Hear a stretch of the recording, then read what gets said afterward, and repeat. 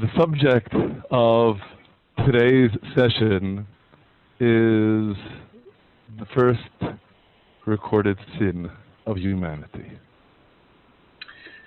Het onderwerp van de sessie van vanavond gaat over de eerste zonde die plaatsvond in de mensheid. Of course, the principal focus of our discussion is Genesis chapter 3. Wij focussen daarvoor op Genesis hoofdstuk 3. And it is indeed a chapter that is fraught with difficulties. En dit is een hoofdstuk dat verweven zit met moeilijkheden. Not to mention, of course, tragedy. Om nog maar niet te spreken over moeilijkheden of tragische dingen. So, on that note, let us consider, without any further delay, the questions. These questions were raised by more than one person. I think they're very important ones. And do our best to address them. Dus laten we deze sessie vervolgen door de vragen met elkaar door te nemen. Ze zijn door de leden gesteld. Question number 1. What is the rabbinical perspective on the tree of knowing good and evil? Vraag 1. Wat is het rabbinale perspectief op de boom van kennis van goed en kwaad? If man and woman did not know good and evil before eating of it, what were they? And how did they sin? Als man en vrouw het verschil niet wisten tussen goed en kwaad voordat ze van de boom aten, wat waren ze eigenlijk? En hoe kon het zijn dat ze gezondigd hebben? What did evil and sin mean for them? And what do they mean for us? Wat betekende zonde en kwaad voor hen en wat betekenen zij voor ons? Okay, this is the first question. As we shall see, the second question also relates to the sin of Adam and Eve. Dit is de eerste vraag, maar we zullen zien dat de tweede vraag ook gerelateerd is aan deze eerste vraag over het zondigen van Adam en Eva. But I'm going to defer the second question for now, because the second question has more to do with what the consequences were of the sin. Maar ik zal het nu over de tweede vraag hebben, want die gaat meer over de consequenties van deze eerste zonde. Our first challenge is understanding what the sin was. Onze eerste uitdaging is om uit te vinden wat deze eerste zonde was. So, on that note, inevitably, the first challenge is trying to get some kind of a sense of what Adam and Eve were, what the first man and first woman, as presented in the Bible, were before. Dus om dit beter te begrijpen willen we gaan onderzoeken wat Adam en Eva in feite waren voor de zonde. One might be inclined to think, well, if they didn't know good and evil before eating of the tree of knowing good and evil, then did they have any knowledge at all? Je zou kunnen zeggen, als ze geen besef hadden van goed en kwaad, voordat ze van de boom der kennis van goed en kwaad gegeten hebben, hadden ze eigenlijk kennis van iets?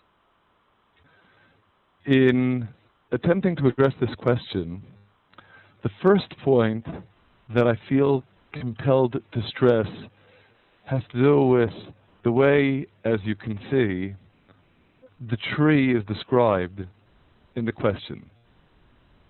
De eerste stap die we daartoe nemen is om te kijken hoe deze boom omschreven is in de vraag.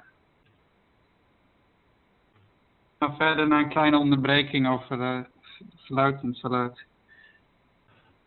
I think we generally find translations rendering this tree as the tree of knowledge. Wat we normaal gesproken zien is dat vertalingen deze boom benaderen als de boom der kennis.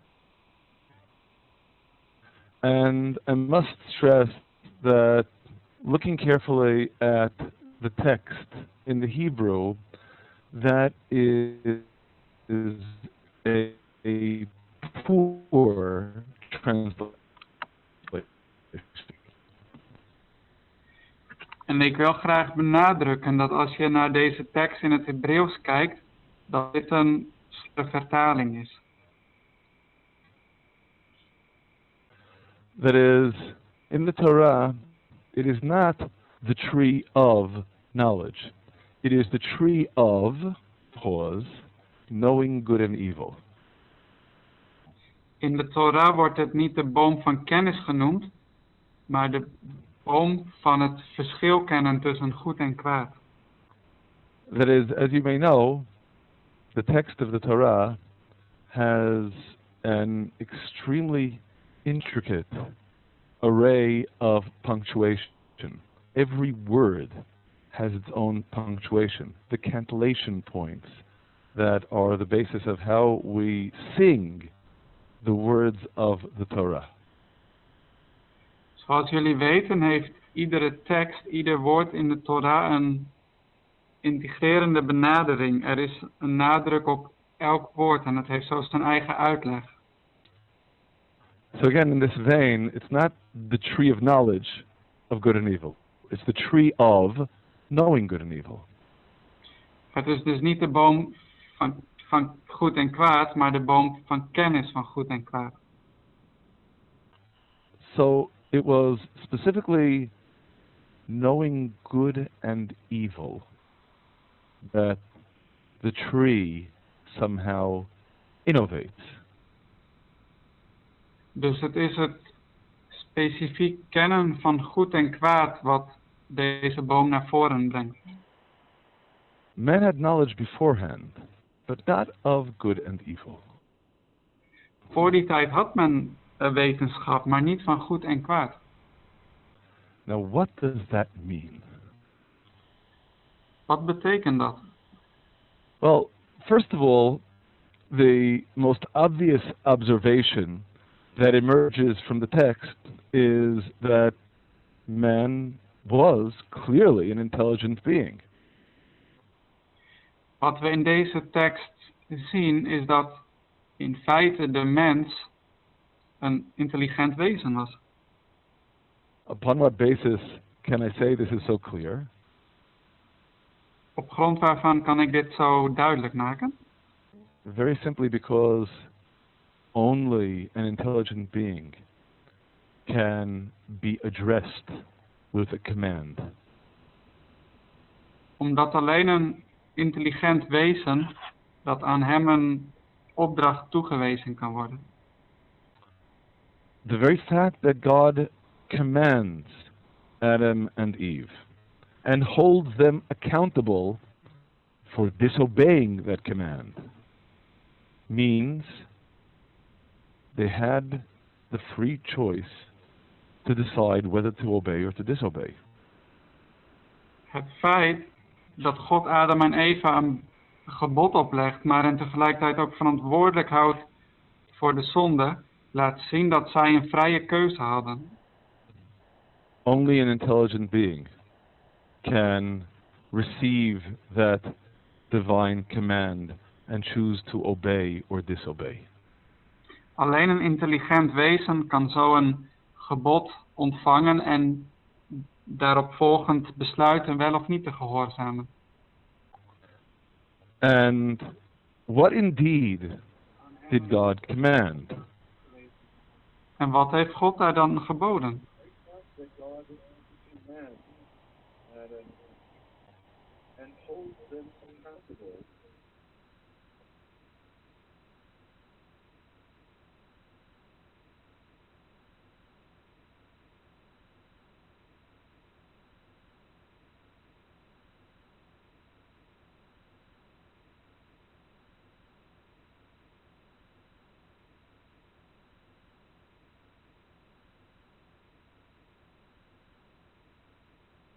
Echoing back like 1-2 minutes ago.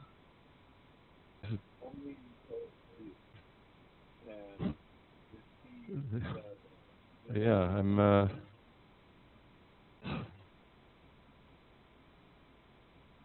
really not sure why I know this is happening. I'm sorry that. Okay. Okay. Fair enough. Okay. Okay. So maybe we have the solution now. Okay. Let's continue. Okay. So again, the question was, what did God command? Okay. Let's get the recording going again. Do you translate that yet? The question of what God commanded? Yes, I can repeat. Okay. De vraag is, wat heeft God aan Adam en Eva... Let me start the recording going. Sorry. Okay. No problem. Okay, please. De vraag is, wat heeft God aan Adam en Eva geboden? The command, of course, we read in Genesis chapter 2. We lezen in Genesis hoofdstuk 2 van dit gebod. First, it is the command that God tacitly gives to Adam in placing him in the Garden of Eden in Genesis chapter 2, verse 15, the command to work the garden and to keep it, to guard it. Het eerste gebod is gericht aan Adam om de tuin te bouwen en onderhouden. Dit staat in hoofdstuk 2. We talked about the meaning of that command last week as well, of course in a different context. In addition to the command to work and watch the garden, there is of course in addition the special command with respect to the trees. En behalve dit gebod om de tuin te bouwen en onderhouden, zoals we vorige week in een andere context hebben gezien, is er ook een speciaal gebod dat gericht is aan de bomen. In verse 16, you may eat of all of the trees of the garden, and of course in verse 17, but of the tree of knowing good and evil you shall not eat. Vanaf vers 16 lezen we dat God tot Adam zegt dat hij van alle bomen in de tuin mag eten, maar niet van de boom der kennis van goed en kwaad. That is, the entire garden is given to Adam and then to Eve to enjoy, to benefit from it.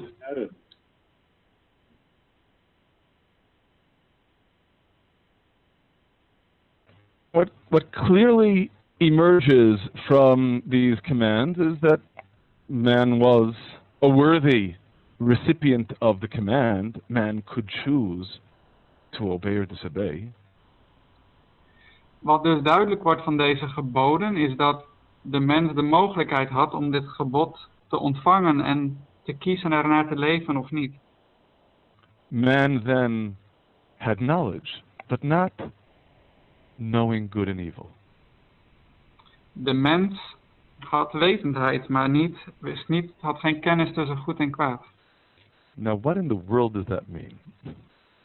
Wat betekent dat? Of course, we get something of an indication at the end of Genesis chapter 2. Aan het einde van hoofdstuk 2 krijgen we een soort indicatie. The question, of course, is what it means. Maar de vraag is natuurlijk, wat betekent deze indicatie? The Bible tells us in the last verse of Genesis chapter 2, in verse 25, that Adam and Eve, the man and the woman, were naked and unashamed. In vers 25 staat, beiden waren ze naakt, de mens en zijn vrouw, maar ze schaamden zich niet voor elkaar. That is, a sense of impropriety in being naked didn't exist. Dit laat zien dat schaamte niet bestond rond het naakt zijn. I, of course, stress this point because most obviously this is precisely what changes after they eat of the tree of knowing good and evil. Ik benadruk dit punt omdat precies dit verandert na het eten van de boom der kennis van goed en kwaad. That is in verse 7 of chapter 3. Dit lezen we in hoofdstuk 3 vers 7. The eyes of both were opened, and they knew that they were naked. And they for themselves girdles, coverings of fig leaves. Daar staat in hoofdstuk 3 vers 7. Toen gingen hun beiden de ogen open en merkten ze dat ze naakt waren. Daarom regenten ze vijgenbladeren aan elkaar en maakten er lendenschorten van. Now, of what significance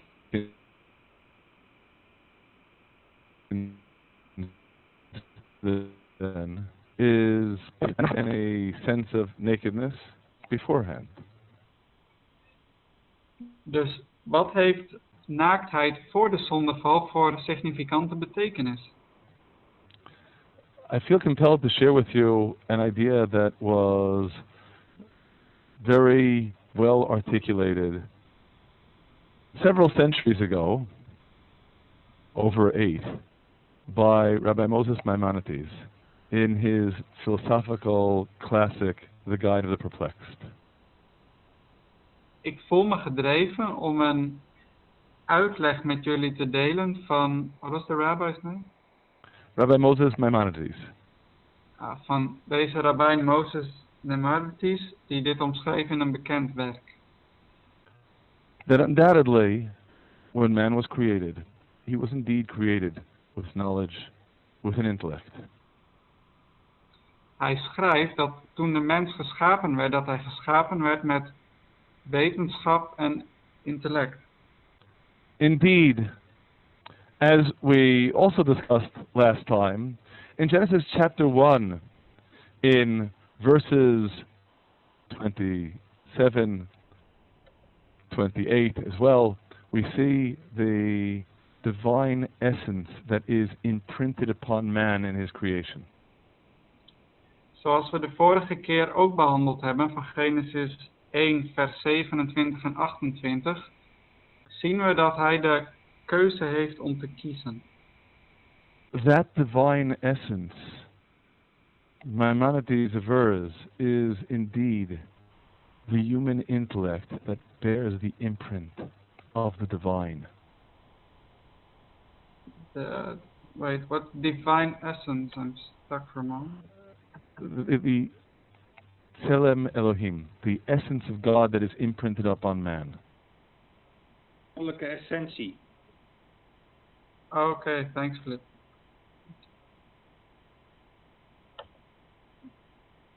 In deze versen zien we de goddelijke essentie die God in de mens ingelegd heeft bij de schepping. And of course, by consequence, man is able to understand the divine command and choose. Dus de mens heeft de mogelijkheid om deze goddelijke essentie te verstaan en om ernaar te kiezen.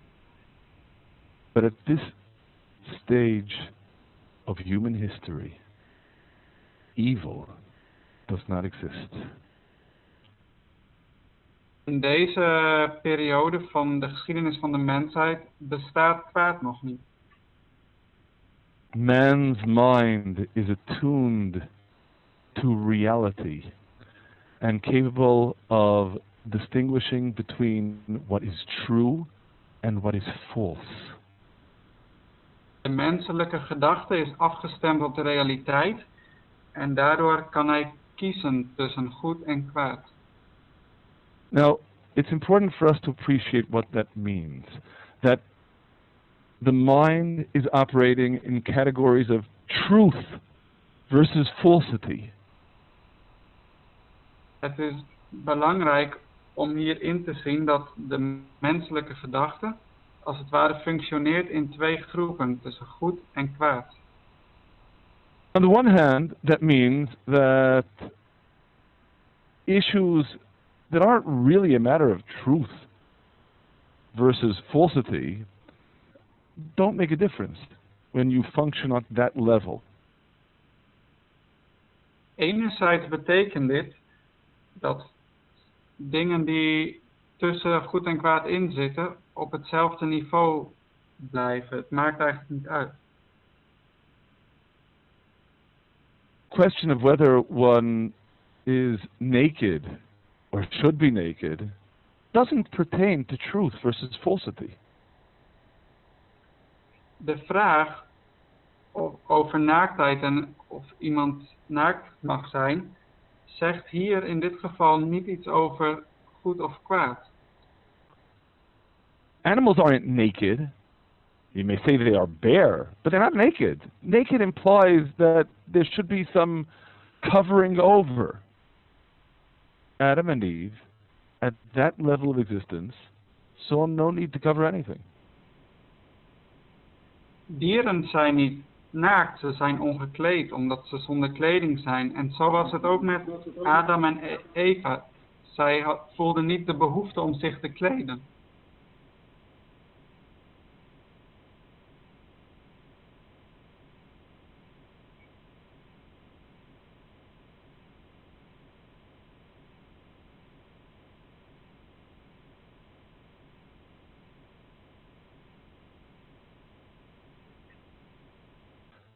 That is, at the level at which they were functioning, all that mattered was truth versus falsity. And truth versus falsity had nothing to do with the subject. En de level waarop zij functioneerden had te maken met waarheid in tegenstelling tot onwaarheid. En naaktheid had daar niks mee te maken op dat moment. On the level that we operate, which is one in which we think about good versus evil, it is not good to go around naked. We definitely understand that there is an evil here, which they did only after they ate of the tree of knowing good and evil. Wat op ons niveau van leven en hoe wij tegen goed en kwaad aankijken, realiseren we ons dat je niet zomaar naakt over straat kunt rennen. Maar dit besef van kwaad is na de zondeval gekomen. Now, we need to understand what the nature of that transformation is. We moeten dus proberen te begrijpen wat de aard van deze transformatie, deze verandering is. When your moral decisions are choosing between what is true and what is false, on the one hand, there are issues that just aren't relevant, like whether to be naked or not, because it doesn't have anything to do with truth versus falsity. Als je morele beslissingen te maken hebben met goed in tegenstelling tot kwaad, zoals bijvoorbeeld het naakt zijn, dan heeft dat voor de zondeval eigenlijk niks met beide te maken. But there's an additional critical point to appreciate here. When your moral choices are between true and false, what is false isn't real. It doesn't exist. Als je morele beslissingen tussen goed en kwaad zijn, dan moet je realiseren dat het kwaad hier niet bestaat. Choosing false is like choosing 1 plus 1 equals 3. Het kiezen voor kwaad is alsof je kiest voor 1 plus 1 is 3. It doesn't even seem to be a choice. Eigenlijk is het helemaal geen keuze. And what happens after eating of the tree of knowing good and evil? En wat gebeurt er dan na het eten van de boom der kennis van goed en kwaad? Now, one is choosing between a good alternative and an evil alternative. Op dat moment gaat men kiezen tussen een goed alternatief en een kwaad alternatief. Now, that sort of choice is very familiar to us. We do it all the time. Zulke keuzes klinken ons bekend in de oren, want dat doen we altijd. Unfortunately, we often choose what we know is evil. Helaas kiezen we al vaak voor dingen die kwaad zijn. It's not as straightforward as true versus false. Het is niet altijd zo recht door zee als kwaad in vergelijking met goed. Because again, what is false isn't real. It doesn't exist. What we Want know wat is kwaad evil. is niet echt. Het bestaat niet. What we know is evil is a real alternative. Het kwaad dat wij kennen is een echt alternatief. Now, the first challenge is understanding how something that isn't real all of a sudden becomes a real but evil alternative. Where did evil come from? Het is dus de uitdaging om te begrijpen dat iets wat niet bestaat verandert in een kwaad alternatief. Waar kwam het kwaad vandaan? Of course, inevitably, in asking the question of where evil came from, we're getting really at the root of understanding the nature of this world. Door het stellen van de vraag waar kwaad vandaan komt, krijgen we een beter begrijpen van deze wereld. Because, of course, we know everything has only one source. That one source is God. Want we weten dat alles voortkomt uit één bron. En die bron is God. There were, of course, in history, many times in history, to the present day, dualists who believe in a source of forces of good and a source of forces of evil. In de geschiedenis kunnen we zien dat er mensen zoals dualisten waren die dachten dat er twee bronnen waren, van goed en van kwaad. Now, we've discussed this previously. To remind you, Lamentations chapter 3, verses 37 and 38. We hebben het hier eerder over gehad en het staat in Klaagliederen 3, vers 27 en 28.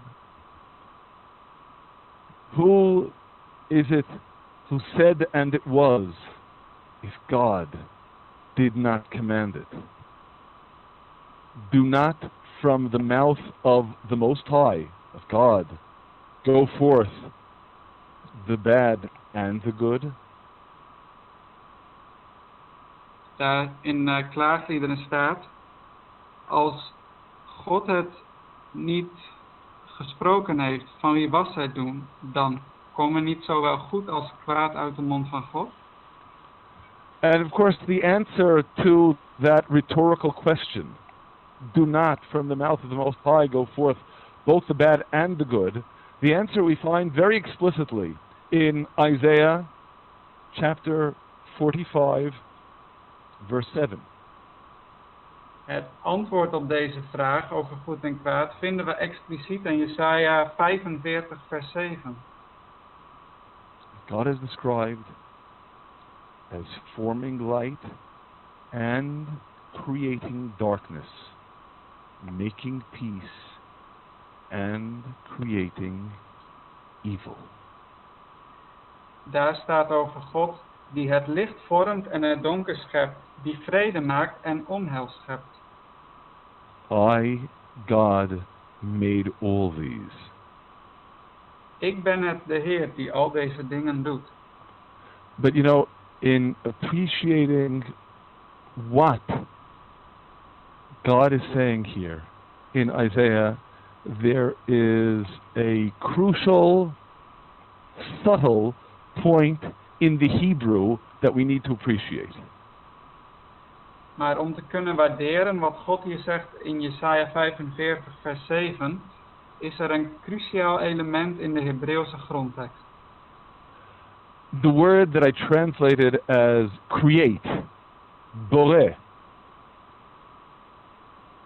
Het woord dat ik vertaalde met scheppen, brengt, is a word that, according to most scholars of Hebrew, has a very specific meaning. It means creating out of nothingness.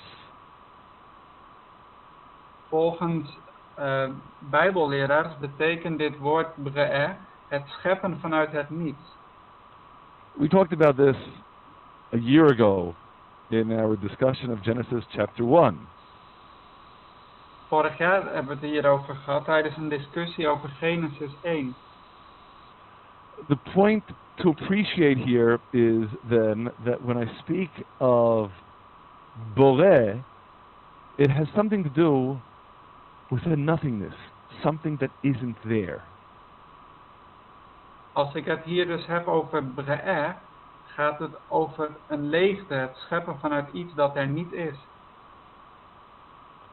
So, of course, on the one hand, when we consider God's act of creating the universe, there wasn't anything there before. That was, to use the Latin, creation ex nihilo, creation from nothingness. Dus als we het over Gods daad van de schepping hebben, dan zien we dat hij schepte vanuit het niets. There's an additional nuance here that pertains to Isaiah chapter 45, verse 7. Maar als we teruggaan naar Jesaja 45, vers 7. And this is also an observation of Maimonides. En dit is ook een observatie van, what's that, Maimonides? Rabbi Moses Maimonides. Oh, van deze rabbijn. He notes that in this verse, God is described as creating darkness and creating evil, using this verb, boré. Deze rabbijn omschrijft dat God ook duister, donker en onheil schept vanuit het niets. Now, this isn't because it was creating from nothingness. This is because in some sense it is creating a nothingness. Hier betekent het niet het scheppen vanuit een niet, een leegte, maar het creëren, het scheppen van een leegte. What I mean by that is darkness something? Wat ik daarmee bedoel, is duisternis eigenlijk een iets? Darkness is an absence of light. Duisternis is natuurlijk het tegenovergestelde van licht. So, if you think about it, it's not that God creates darkness, He creates light, and through the creation of light, by consequence, there is the creation of this nothingness, darkness. Dus als je erover nadenkt, dan schept God geen duisternis, hij schept het licht. En als gevolg daarvan ontstaat duisternis. The same is true of evil. Ook dit geldt voor kwaad. There's only one source for everything, and that source is God. Er is maar één bron van alles en dat is God. But God can't be described as the direct source of evil, because evil is an absence. It's not a presence. It's a kind of nothingness. Toch kun je kwaad niet aan God toeschrijven, omdat het niet vanuit hem is. And here's where we get to the tree of knowing good and evil. En dit brengt ons bij de boom van het kennen van goed en kwaad. That what, on a deep level, the Bible is teaching us is God creates the potential of evil. Wat de Bijbel hier ons op een diep niveau onderwijst, is dat God de potentie van kwaad schept. So, the source, ultimately, of everything is in God. Dus nog steeds blijft God de bron van alle dingen. But evil doesn't happen because God ordains that there should be evil. Maar kwaad komt niet voor omdat God het zo ordent dat kwaad er zou moeten zijn. It's the fruit of this tree. Het is When een vrucht van deze boom. the man and the woman eat of the fruit of this tree, they take the potential for evil and they actualize it. Het is dan als man en vrouw deze vrucht eten van de boom, dat ze de potentie van kwaad tot zich nemen. And they then become knowers of good and evil. Op dat moment weten zij wat het verschil tussen goed en kwaad. Which is, of course, precisely what the selling point of the snake was. En dit was precies de verkooptruc van de slang. That is, in Genesis chapter 3, verse 7, when you eat of the tree, then you will be like God, knowing good and evil. Daar staat in Genesis 3 vers 7 dat de slang zegt: als jullie van de vrucht eten, zullen jullie het verschil kennen tussen goed en kwaad. And we should note, what the snake said evidently was true. En we moeten kunnen opmerken dat wat de slang zei ook de waarheid was. After all, in Genesis chapter 3, verse 22, God says, behold, man has become like one of us, knowing good and evil. Want zelfs God zegt er dan in vers 22, nu is de mens aan ons gelijk geworden. Nu heeft hij kennis van goed en kwaad. This transformation makes man not merely the one who has the intellect. That was man when God created him with his essence. Deze verandering gaat dus niet alleen over het veranderen van de essentie die God in de mens heeft gelegd voor het kennen van goed en kwaad. This is man endowed with a whole additional faculty that he didn't have before. Het betreft dus na deze transformatie een mens met een hele toegevoegde faculteit die hij voor die tijd niet had. He didn't have before because, remember again, that the divine command in Genesis chapter 2, verse 15 was to work and watch the garden. Deze kennis van na de zondeval had hij niet, want als we teruggaan naar voor die tijd, was er alleen het gebod om de tuin te bouwen en onderhouden. That takes intelligence. That takes understanding. That does not take creativity. Daar is kennis voor nodig en het begrijpen om de tuin te onderhouden, maar het vereist geen creativiteit.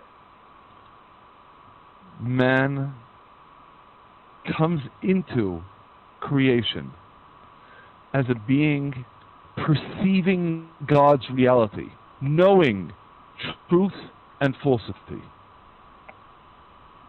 De mens wordt in de schepping geplaatst als iemand die van God ontvangen heeft het verschil tussen goed en kwaad te onderscheiden. It is as a result of eating of the tree of knowing good and evil that man becomes a creative being. Maar door het eten van deze vrucht van de boom, de kennis van goed en kwaad, wordt de mens een creatief wezen.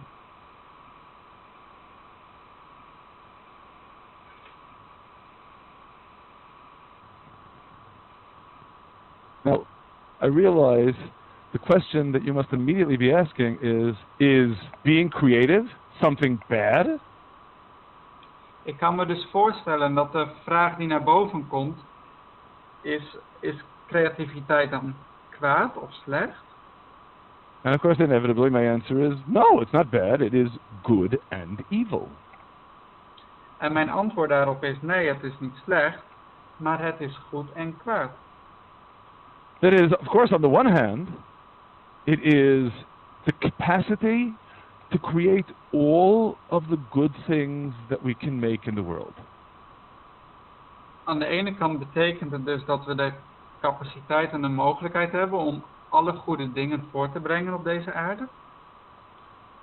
But on the other hand, when we consider how it is that all of a sudden evil becomes an alternative for man, and we choose between good and evil, how all of a sudden does evil even exist as an alternative? Maar als we dan zien dat kwaad en... Could you repeat the last of the evil last sentence? That is, remembering that the alternative before was between true and false. Now it's become choosing between good and evil. How did evil become a reality? That one could choose evil. How did it become an alternative? Hoe heeft het kunnen gebeuren dat kwaad een alternatief is geworden om te kiezen? Of course the answer is because you can create it. En het antwoord op deze vraag is omdat we het kunnen creëren. Human creativity endows you with the wherewithal to create a perverse world, a corrupted world, a world of evil, as well as a world of good. Het is deze menselijke creativiteit die corruptie en slechte dingen voortbrengt in de wereld, maar anderzijds ook nog steeds goede dingen kan voortbrengen. Now, we should appreciate at this point that this is indeed why both as the snake expressed it and as God expresses it afterward, man in a way becomes like God by eating of the tree of knowing good and evil. Dus zoals de slang het zegt en ook God zelf, na het eten van de vrucht wordt de mens als het ware als God. Because of course, from Genesis chapter 1, we encounter God as the creator. Want vanaf Genesis hoofdstuk 1 komen we God tegen als de schepper. Again, initially, although man had the divine essence of the intellect, man was not a creator. He was perceptive, but not creative. Dus ook al had de mens voor de zondeval, kon hij zien wat goed en kwaad was, op dat moment was er nog geen creativiteit. Says the snake, if you eat of this tree, then you will be like God, knowing good and evil. In other words, you will be creative beings, like God. Dus als we kijken naar de woorden van de slang, dan kunnen we daaruit opmaken dat de mens creatief zou worden als God na het eten van de vrucht. And indeed, God likewise says man has become like one of us, knowing good and evil. En zelfs God zegt dan dat de mens als ons geworden is, het verschil wetende tussen goed en kwaad. So of course we appreciate that knowing good and evil is a mixed bag. Natuurlijk waarderen we dat het verschil tussen waarheid en leugen een mix is. It does indeed enable us to be in a way like God. Het zorgt ervoor dat we als God zijn op een bepaalde manier. We're not merely operating based upon our nature. We are creating. We are autonomous. We zijn autonomisten, we creëren. But of course that also means that together with creating all manner of good things, we also have the capability to create evil. Maar helaas betekent dit dat behalve alle goede dingen die we kunnen voortbrengen, dat er ook de mogelijkheid is tot het voortbrengen van kwade dingen.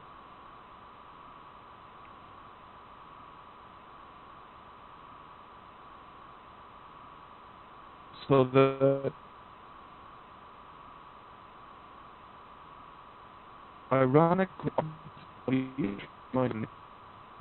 and as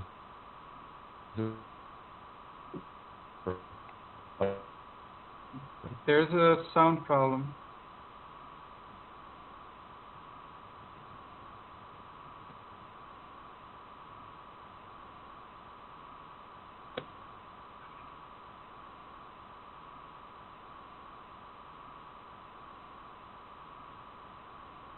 but simultaneously we appreciate this is where evil becomes not merely a potential, but something actual.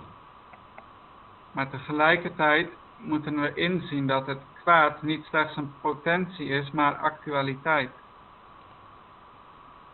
When you think about it, it would be inconceivable for evil to come into the world through any other means. Als je erover nadenkt, dan zou kwaad niet de wereld in kunnen komen door andere manieren. Because again, God does not, as an outright act, bring evil into the world. God creates a tree whose fruit provides the basis for evil. In other words, it's a potential. And that potential for evil in the hands of man becomes actualized evil.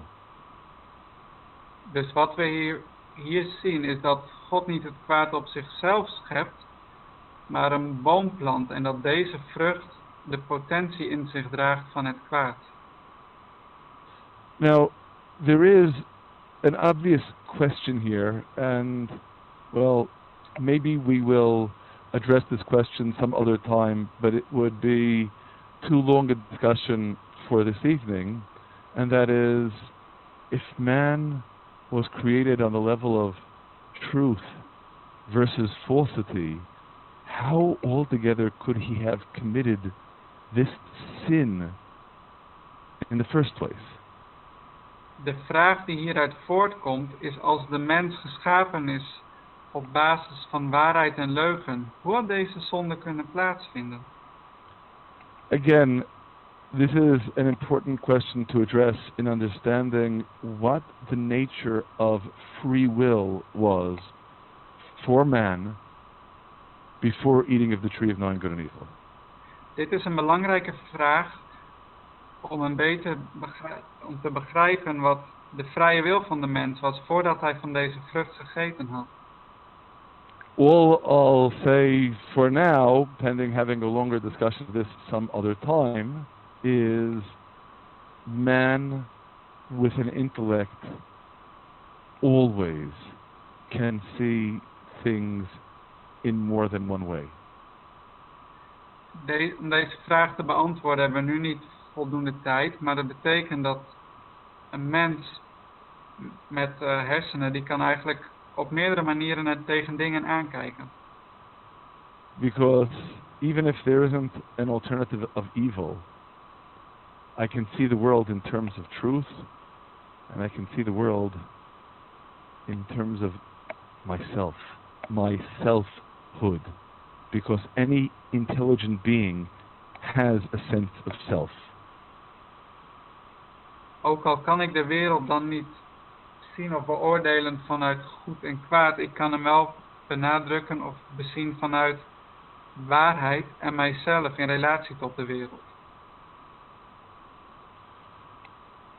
But without addressing that question beyond that brief statement for now, because it would take us too far afield. Maar voor nu blijf ik bij deze korte uitleg, omdat het anders te veel tijd zou kosten.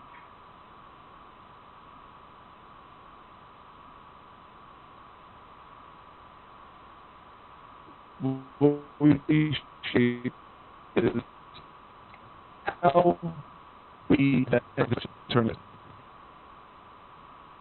I have a sound problem again. I didn't hear the last after the question.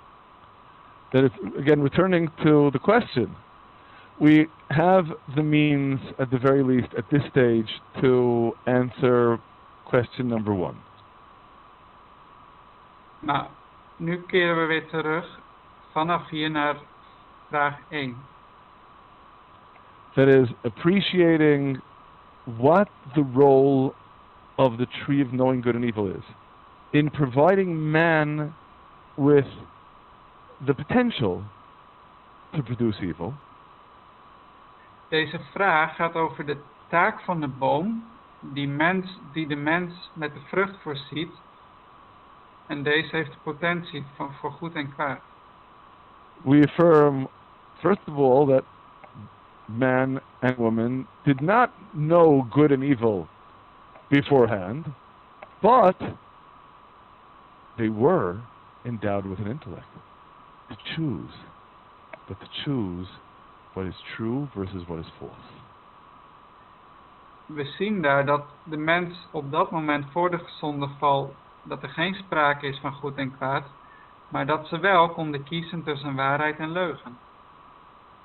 To express it in the very graphic terms of Genesis chapter 3, om het uit te drukken met de woorden van Genesis 3, the seduction to disobey God came then from outside, from the snake.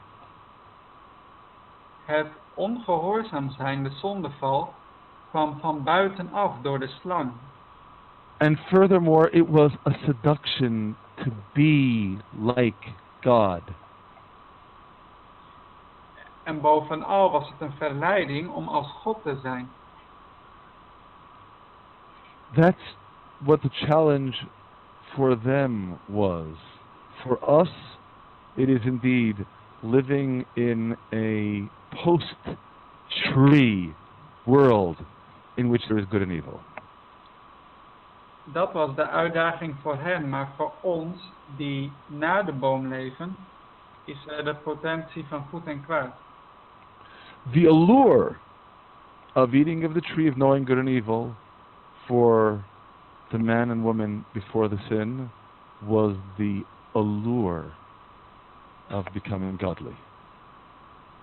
Dus de verleiding voor de man en vrouw Adam en Eva om van de boom te eten voor de zondeval was om als God te worden. That is, not being merely perceptive beings, but becoming creative beings. Voor hun betekende dat niet alleen maar wezens te zijn die ontvangen, maar ook creatief zijn. That was the allure, that they would be more godly because of having eaten of the tree of knowing good and evil. Voor hun was dat de allure, dat als zij van de boom zouden eten, dat zij als God zouden zijn. But of course the consequence inevitably was they brought evil as an actualization into the world. Maar het gevolg was dat zij kwaad als een actualiteit, iets tastbaars in de wereld brachten. That is, to express the idea in the words of Ecclesiastes, Om het uit te drukken uit met de woorden van Ecclesiastes. the book of Ecclesiastes in the Bible. Oh, dus de boek, no, it's not Lamentation, Predikers. Boek Right. van Predikers. The last verse of chapter 7. In het laatste vers van Prediker hoofdstuk 7. This have I found, that the Lord made man upright, but they have sought many contrivances. Daar staat in het laatste vers, alles wat ik vond is dit, de mens is een eenvoudig schepsel, zo is hij door God gemaakt, maar hij heeft talloze gedachtenspinsels. And perhaps in that vein, recognizing that man starts out upright and ends up with all these contrivances. En om dat te realiseren, dat de mens eigenlijk rechtvaardig begint, maar eindigt met zoveel problemen. The moan, if you will, of Psalm chapter 49. Wij zien dan in Psalm 94 een verzuchten, een soort klaagzang. In verse 13, man does not abide in honor.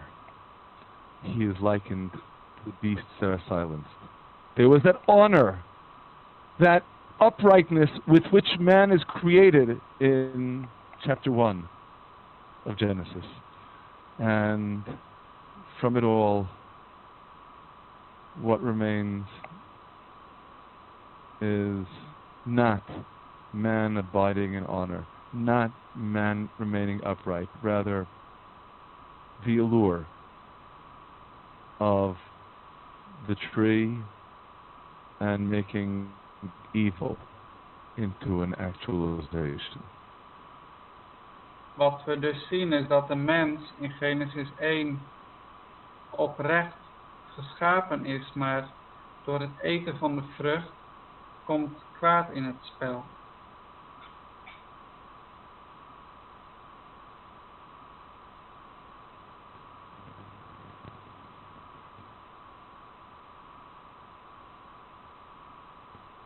That's at the end of Psalm 49.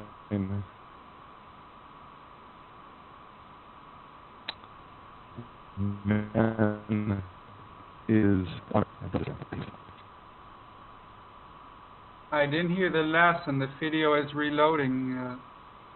That is again the last verse of Psalm 49. Man is in honor but doesn't understand. And he lost and was banished.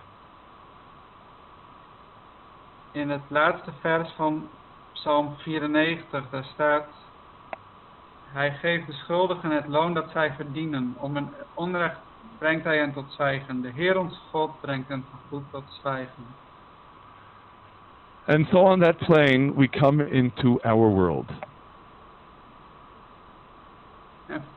En hier vandaan komen wij dan op de wereld terecht.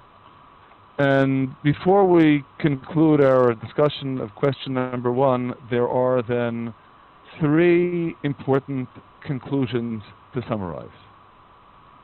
Voordat wij het antwoord op vraag 1 afsluiten, zijn er 3 dingen om te onthouden.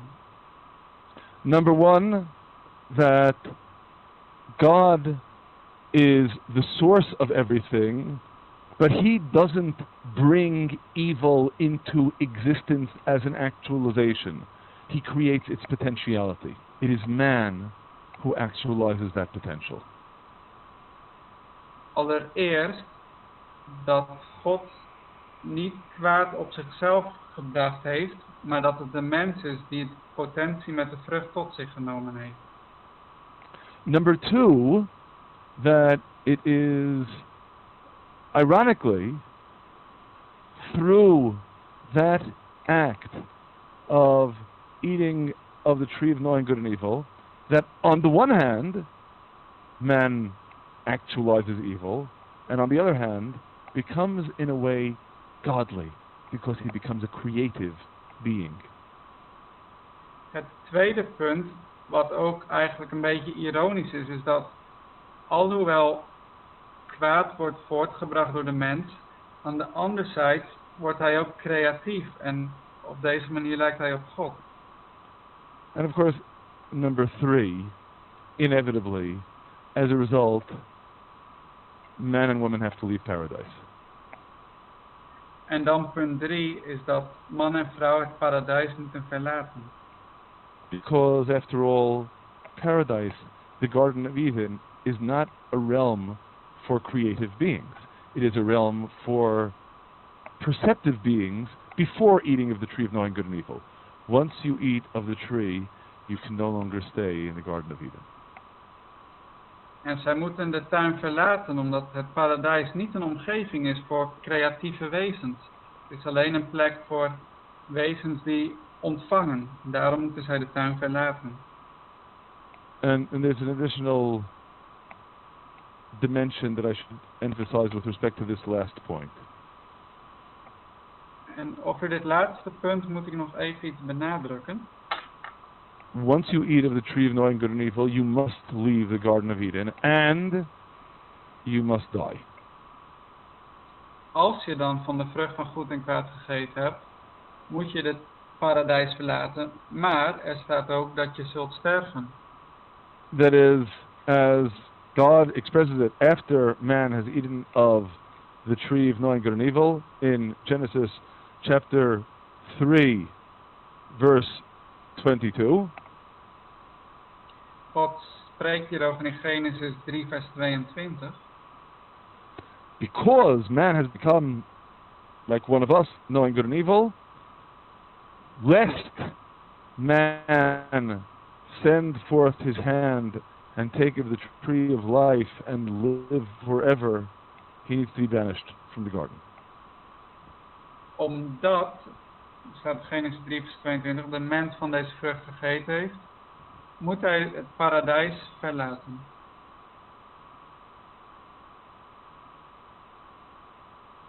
Because if man eat of the tree of life and lives forever, consequences would be for man the greatest tragedy.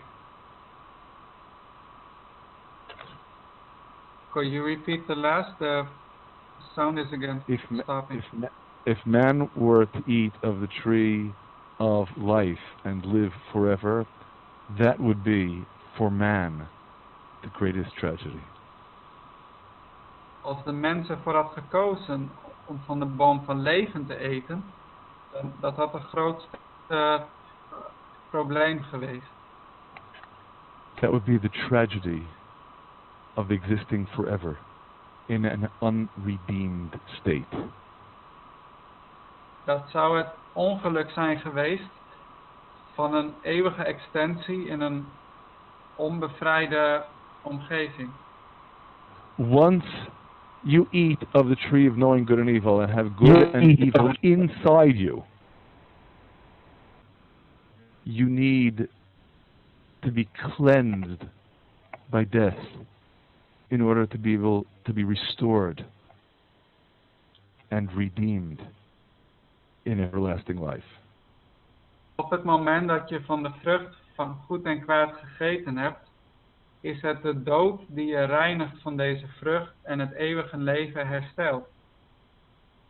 I think this is a good point upon which to conclude then our discussion of question number 1. Ik denk dat dit een goed punt is om onze discussie over vraag 1 af te sluiten. Okay, so